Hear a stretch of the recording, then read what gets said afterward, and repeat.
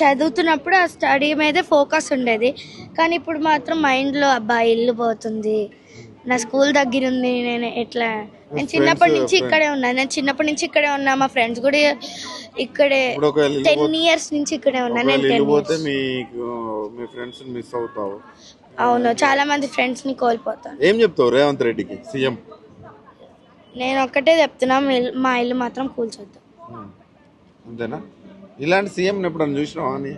నీ చిన్నప్పటి నుంచి చూస్తున్నావు అంటే ఒకసారి నేను ఓన్లీ లైక్ నాకు కంప్లీట్గా ఈ ఓటింగ్స్ గురించి తెలిసాక మా పేరెంట్స్ అయితే రేవంత్ రెడ్డికి సపోర్ట్ చేశారు, కానీ ఇట్లా చేస్తారని మేమైతే ఎక్స్పెక్ట్ చేయలేదు.